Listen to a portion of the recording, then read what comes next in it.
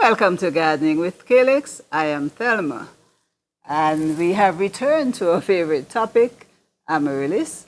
And what I'm going to do is share some tips on what you can do after your brilliant, beautiful Amaryllis has given you weeks of splendor.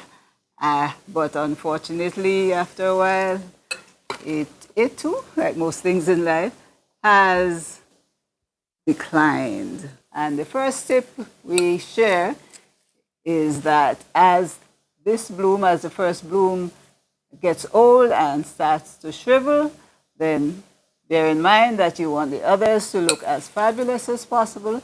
You remove the blooms that are shriveled in turn so that the younger ones come in can enjoy your full attention. So tip number one, remove those spent blooms when they shriveled. When all the blooms have faded, it is best to wait until the scape has dried and even shriveled before cutting it off the bulb. Why? Because one, you lose all the hydration, all the water that's in the stalk, plus especially if you're outdoors, if the plant is outdoors and it's getting rainfall or water from sprinklers, water can enter the hollow scape, get into the bulb, causing bulb rot. So let it shrivel as long as you can stand the relatively unattractive appearance, not necessarily as badly as this, but the other option is just to bend it over so that you seal the entrance to the tube. Now, tip number 3, before you attempt to do anything to the plant, put it out of your sight, put it in the garden, look carefully. This is a very visible scape at this time, but there are times when you don't look carefully enough and you may miss the second scape coming up. If you've waited more than 6 weeks since the last bloom, that's the time at which you may wish to remove the spent scape and prepare to repot.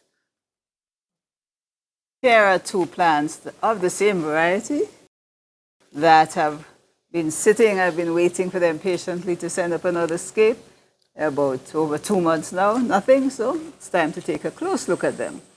Now, what we need to do is to really determine first whether or not there is a need for repotting, and if so, do we go from this, what size pot is required in the repotting. I selected this first pot to examine, and what you look at is whether or not the bulb, the size of the bulb.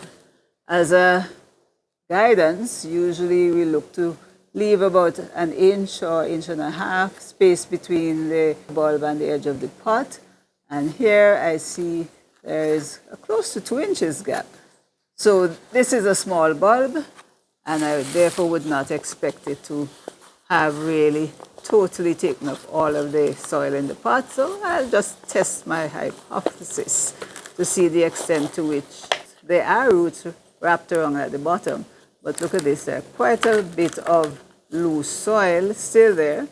So in theory, technically, this plant, if you were examining your plants, you saw a small bulb and felt that there is more space in the pot, I would suggest that you can allow this bulb to remain in the pot for a little while, another 6 months or so. This pot has a larger bulb. Let's see what's happening inside the pot. It is highly likely that it is going to need more space in order to continue growing and producing an even larger bulb. So, no kidding, look at the root compaction at the bottom of the 6-inch pot. And this is a fairly large bulb. This is a very large bulb. Even after it has produced and see how easy it is to take out the spent. And that noise is going to annoy the daylights out of all of us. That's what happens. So, clean it off,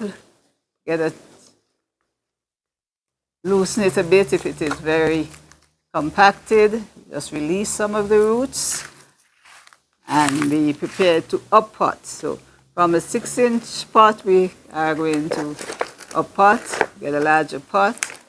This is an 8-inch pot, and part of what you recommend is that the pot really not be too big. An inch or two, 2 inches from the tip of the bulb to the side of the pot. The Amaryllis likes a little snug, not totally snug. So a 6-inch to an 8-inch is a good upgrade. Do not go from a 6-inch to a 12-inch. And I've put about a quarter of the full amount of potting soil that I'm going to use into the bottom of the pot, and that really is to make sure that as the roots continue to expand, they come in contact with some nice, fresh, rich mix. And I'll get to what is in the mix shortly. Let me just concentrate on putting this bulb in the right position in the pot. If I were to leave it at this location, at this position, you'll see that the neck of the bulb is still within the pot.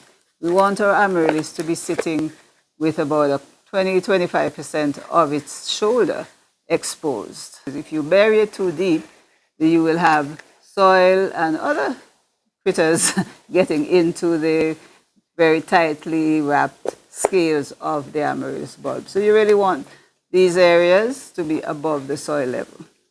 So place the bulb in the center of the pot, make sure it's upright and not buried. So there we are.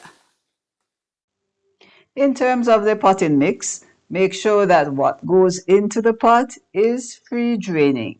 I use about 2 parts of a commercial mixture containing vermiculite, peat moss, and perlite, and put in about, again, 25% up by volume of coarse river sand, and that is to ensure or to improve the drainage. And the final step in repotting, of course, is to water the newly potted plant thoroughly. Make sure that there are no air pockets. Let the water drain through the bottom before you're satisfied that all the water has permeated the pot. And in this first watering, I usually include a balanced foliar fertilizer. I'm using NPK 20–20–20 at the rate on the package, which is between 1 and 2 tablespoons per gallon of water. And that will give it a boost for at least a month, and thereafter we will follow another routine. We've come to the end of this video, and I do hope that you have found the 4 tips on how you can care for your bloomed out amaryllis. I hope you find them useful, and if you did, please share it with your friends. Now, I would not be happy if I left the video without reminding you of the brilliance of blooming amaryllis, and I'm doing that, of course, because that is going to be our feature in the next video, where we showcase a lot of the varieties that are now being grown in the calyx garden. So you don't want to miss that video. I don't want you to miss that video. So I'll see you in the next video. Bye-bye.